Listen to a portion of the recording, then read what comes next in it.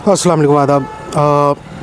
कल जो हुआ पटना में, नीतीश कुमार जी ने बहुत ही शर्मनाक और बेहुदा काम किया। और उस घटना के बाद मैं ये देख रहा हूँ कि बहुत सारे लोग सोशल मीडिया पे नीतीश कुमार की इस हरकत की आलोचना करने के बजाय उस महिला को टारगेट कर रहे हैं, वो डॉक्टर को टारगेट कर रहे हैं जो नकाब या पर्दा पहनी थी। ये सब मानसिक दिवालियापन के शिकार हैं, इस्लामोफोबिया से ग्रसित लोग हैं।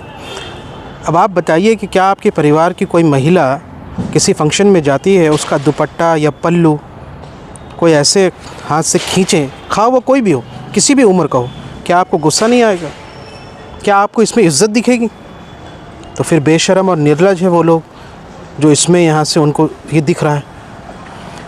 एक डॉक्टर जो MBBS कर चुकी हैं, जो फिज़िक्स, केमिस्ट्री, बायोलॉजी जैसे टेक्निकल सब्जेक्ट पढ़ के टॉपर रही होंगी, अपनी क्लास की अच्छी स्टूडेंट रही होगी, तभी उसने साइंस सेलेक्ट किया है, वो MBBS की डिग्री है उनके पास। तो आपको लगता है उनके पास दिमाग नहीं है, सूझबूझ नहीं है? इन एंकरों से, इन IT सेल के लोगों से तो बहुत ज़्यादा पढ़ी लिखी हैं वो। तो उनको अपनी चॉइस का अधिकार है या नहीं है? वो क्या पहनना चाहती हैं, नहीं पहनना चाहती है? हो सकता है वो अपने क्लिनिक में यहाँ से गायनेकोलॉजिस्ट हों और जब जिनको पेशेंट्स को देखती होंगे तो उन्होंने चेहरा अपना दिखाते हैं।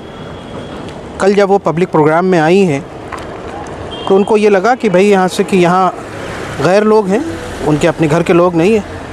And she chooses not to reveal her face.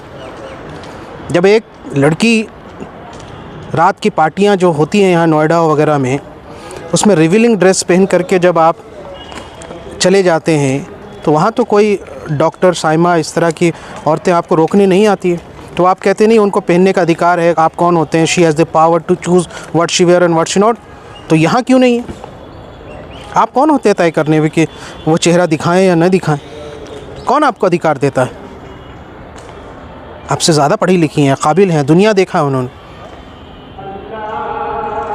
यही टीवी के एंकर लोग ये कहते थे कि नहीं नहीं वो तो ड्रेस कोड की बात है, जब हिजाब की डिबेट होती थी, याद है आपको? नहीं वो तो ड्रेस कोड है, स्कूल में कॉलेज में ड्रेस कोड होता है, हम तो वैसे नहीं करते। फिर आप क्यों उस महिला को टारगेट कर रहे हैं? यहाँ तो कोई ड्रेस कोड नहीं है, कोई जैसा भी चाहे अपना एक मॉडेस्टी वेयर पहन सकता है। तो समाज इतना फूहड़ और निर्लज हो चुका है कि अर्धनंग कपड़े पहनने वालों को तो तालियां बजाते हैं आप, वो आपके लिए सेलिब्रिटी होते हैं, उनको आप बहुत अच्छा पसंद करते हैं।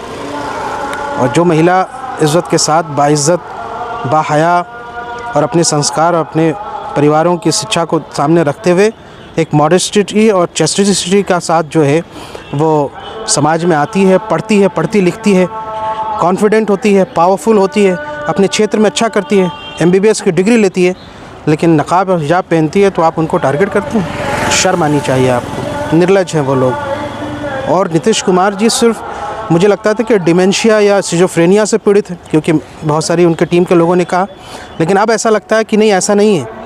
वो BJP की नफ़रत की राजनीति से संक्रमित होकर वो इस्लामोफोबिया नामी बीमारी से भी पीड़ित हो चुके हैं और इनका इलाज होना चाहिए। मैं मुसलमानों से आग्रह करूँगा कि फ़ितरा, ज़कात के जितने चंदे आप जमा करते हैं, उस चंदे को जमा करके आगरा या फिर रांची में इलाज कराने की व्यवस्था करनी चाहिए। बहुत बहुत शुक्रिया।